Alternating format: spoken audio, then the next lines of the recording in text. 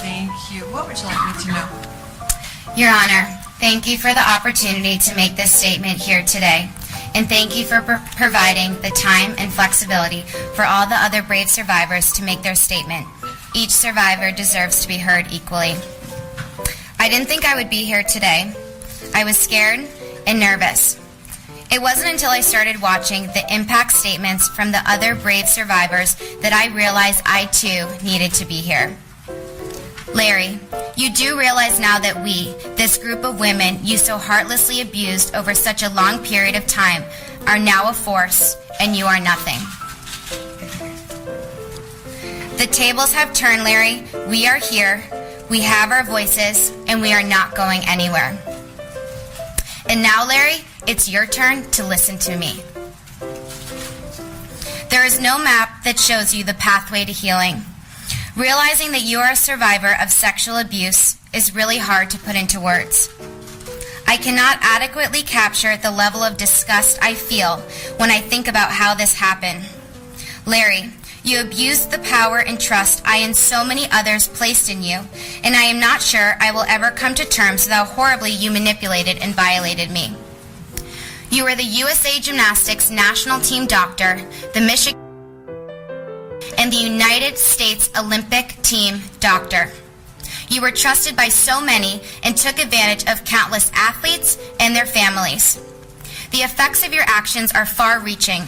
Abuse goes way beyond the moment, often haunting survivors for the rest of their lives, making it difficult to trust and impacting their relationships. It is all the more devastating when such abuse comes at the hand of such a highly regarded doctor, since it leaves survivors questioning the organizations and even the medical profession itself, upon which so many rely. I am here to face you, Larry, so you can see I've regained my strength, that I'm no longer a victim, I'm a survivor. I am no longer that little girl you met in Australia, where you first began grooming and manipulating. As for your letter yesterday, you are pathetic to think that anyone would have any sympathy for you. You think this is hard for you? Imagine how all of us feel. Imagine how it feels to be an innocent teenager in a foreign country, hearing a knock on the door, and it's you. I don't want you to be there, but I don't have a choice. Treatments with you were mandatory. You took advantage of that. You even told on us if we didn't want to be treated by you, knowing full well the troubles that would cause for us. Lying on my stomach with you on my bed, insisting that your inappropriate touch would help to heal my pain. The reality is you caused me a great deal of physical, mental, and emotional pain. You never healed me. You took advantage of our passions and our dreams. You made me uncomfortable, and I thought you were weird. But I felt guilty because you were a doctor, so I assumed I was the problem for thinking badly of you. I wouldn't allow myself to believe that the problem is you. From the time we were little, we are taught to trust doctors. You are so sick, I can't even comprehend how angry I feel when I think of you. You lied to me and manipulated me to think that when you treated me, you were closing your eyes because you had been working hard when you were really touching me, an innocent child, to pleasure yourself. Imagine feeling like you have no power and no voice. Well, you know what, Larry? I have both power and voice, and I am only beginning to just use them. All these brave women have power, and we will use our voices to make sure you get what you deserve. A life of suffering spent replaying the words delivered by this powerful army of survivors. I am also here to tell you to your face, Larry, that you have not taken gymnastics away from me. I love this sport, and that love is stronger than the evil that resides in you and those who enabled you to hurt many people. You already know you're going away to a place where you won't be able to hurt anybody ever again. But I am here to tell you that I will not rest until every last trace of your influence on this sport has been destroyed like the cancer it is. Your abuse started 30 years ago, but that's just the first reported incident we know of. If over these many years just one adult listened and had the courage and character to act, this tragedy could have been avoided. I and so many others would have never, ever met you. Larry, you should have been locked up a long, long time ago. Fact is, we have no idea how many people you victimized or what was done or not done that allowed you to keep doing it and to get away with it for so long. Over those 30 years, when survivors came forward, adult after adult, many in positions of authority protected you, telling each survivor it was okay, that you weren't abusing them. In fact, many adults had you convince the survivors that they were being dramatic or had been mistaken. This is like being violated all over again. How do you sleep at night?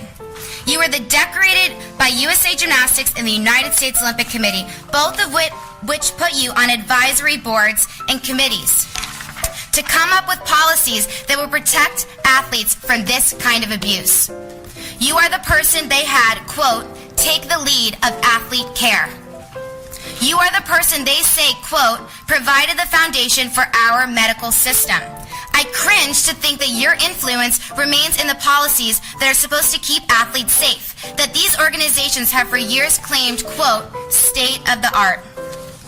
To believe in the future of gymnastics is to believe in change. But how are we to believe in change when these organizations aren't even willing to acknowledge the problem? It's easy to put out statements talking about how athlete care is the highest priority. But they've been saying that for years, and all the while this nightmare was happening.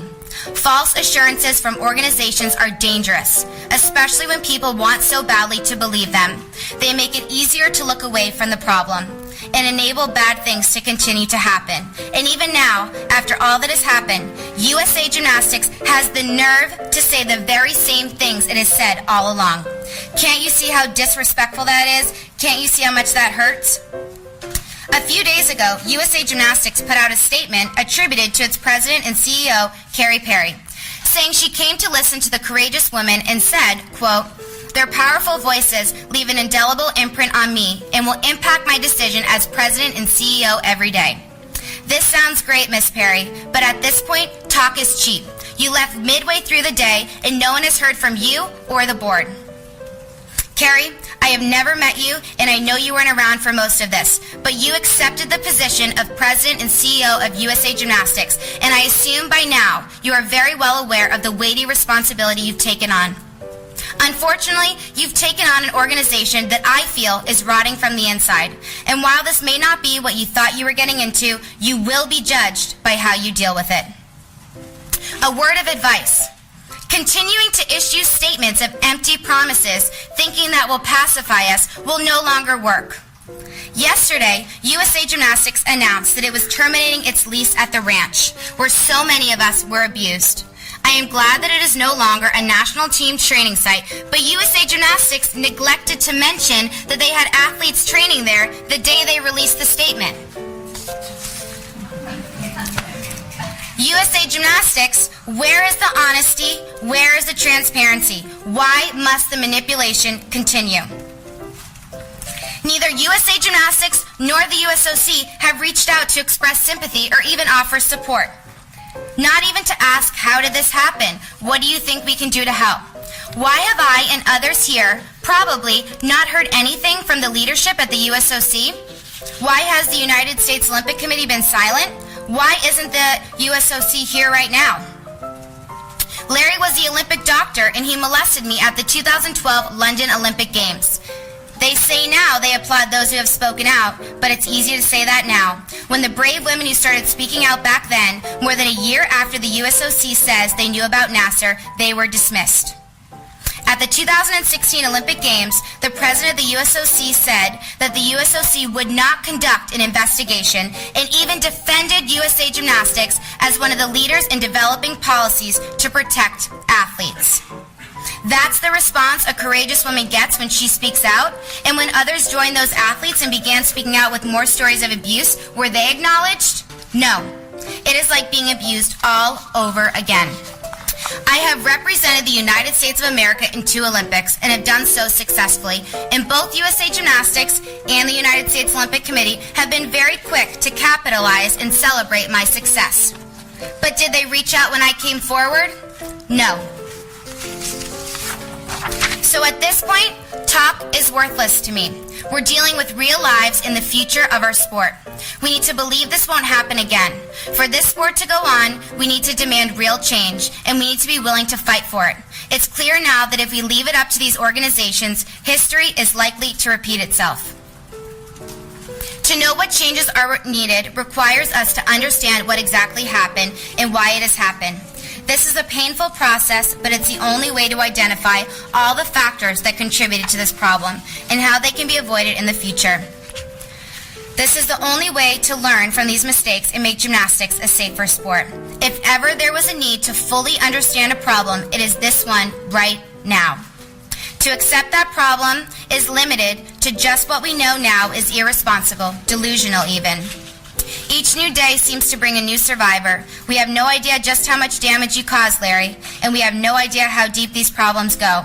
Now is the time to acknowledge that the very person who sits here before us now, who perpetrated the worst epidemic of sexual abuse in the history of sports, who is going to be locked up for a long, long time. This monster was also the architect of policies and procedures that are supposed to protect athletes from sexual abuse for both USA Gymnastics and the USOC. If we are to believe in change, we must first understand the problem and everything that contributed to it. Now is not the time for false reassurances. We need an independent investigation of exactly what happened, what went wrong, and how it can be avoided for the future. Only then can we know what changes are needed. Only then can we believe such changes are real. Your Honor, I ask you to give Larry the strongest possible sentence which his actions deserve. For by doing so, you will send a message to him and to other abusers that they cannot get away with their horrible crimes. They will be exposed for the evil they are, and they will be punished to the maximum extent of the law. Let this sentence strike fear in anyone who thinks it is okay to hurt another person. Abusers, your time is up. The survivors are here, standing tall, and we are not going anywhere. And please, Your Honor, stress the need to investigate how this happened so that we can hold accountable those who empowered and enabled Larry Nassar, so we can repair and once again believe in this wonderful sport. My dream is that one day, everyone will know what the words Me Too signify, but they will be educated and able to protect themselves from predators like Larry, so that they will never, ever, ever have to say the words Me Too. Thank you. Thank you. I'm an adult.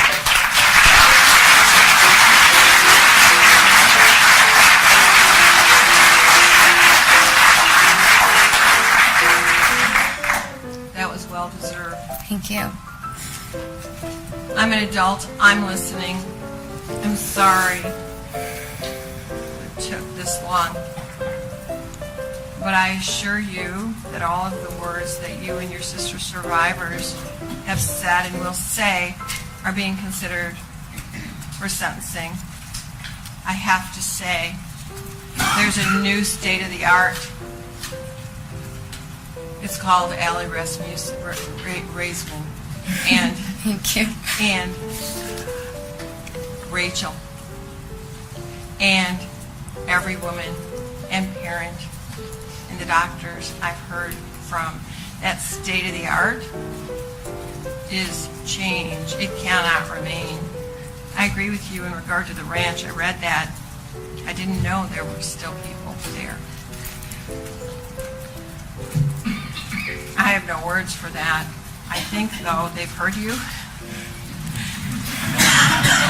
And you were never the problem, but you are so much the solution. You are unstoppable. You are part of an unstoppable growing force, an unstoppable, strong, loud voice. The effects of your voice are far-reaching. It's not just in this courtroom, but worldwide. And I know that even if the cameras weren't here, you are going to continue talking. I can't tell. You're one of the strongest survivors who've been in front of me. I can't tell where you are in your healing. I don't want you to disclose that to me. But your words, I think, from my perspective, sitting here and listening to countless people talking about this, and there are more, you are so strong. You are that example to all of those other survivors that they can be you. Not just as an Olympian, as a woman, as a strong survivor, as a voice. So, the new state-of-the-art, Aly, that's you. Thank you. Thank you so much. Thank you.